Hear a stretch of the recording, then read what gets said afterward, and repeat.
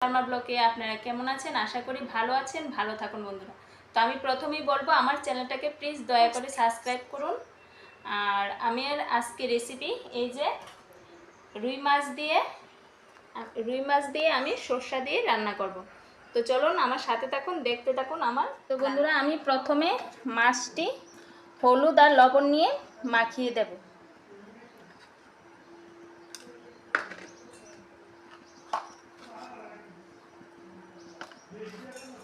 ভালো করে মেখে রাখবো।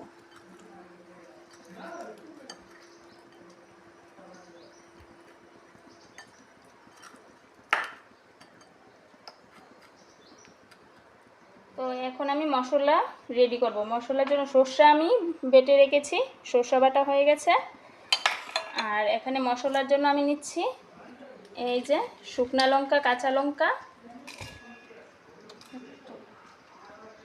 পেঁয়াজ,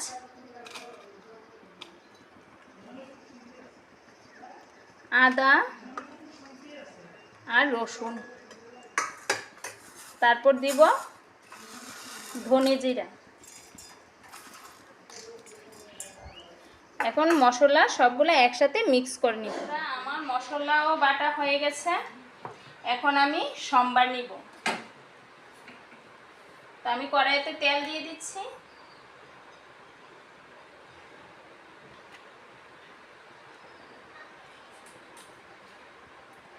আর শুকনা লঙ্কা, তেজপাতা দিয়ে দিচ্ছি।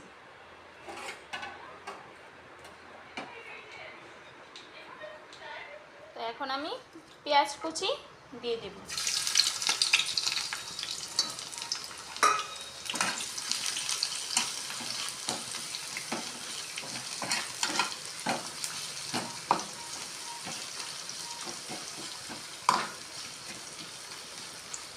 পেঁয়াজগুলো একটু লাল লাল করে ভেজে নেব।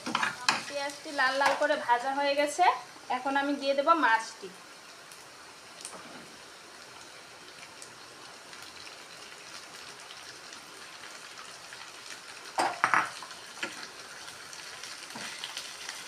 মাছগুলি হালকা অল্প একটু ভাজবো।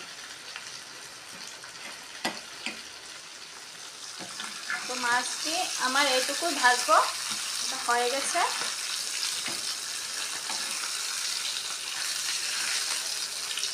এখন আমি মশলাটা দিয়ে দেব।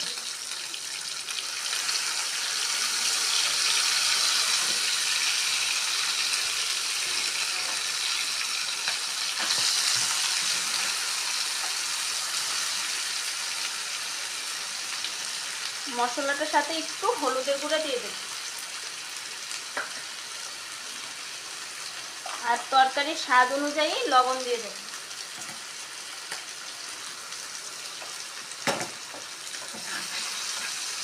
মশলাটাও একটু ভাজবো।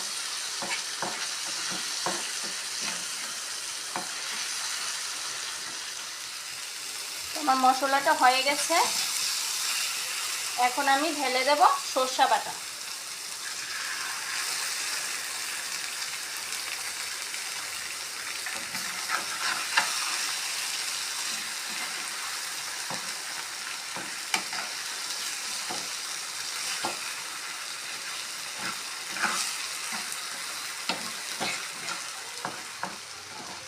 তো আমার সর্ষে বাটাটাও একটু হয়ে গেছে, এখন আমি জল দিয়ে দেব।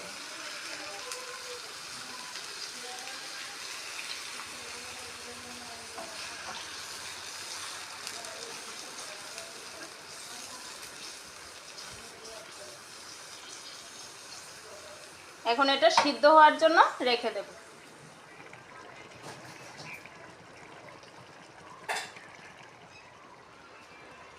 তো আমার তরকারিটা রান্না পুরো কমপ্লিট হয়ে গেছে, এখন আমি এটা নামিয়ে নেব।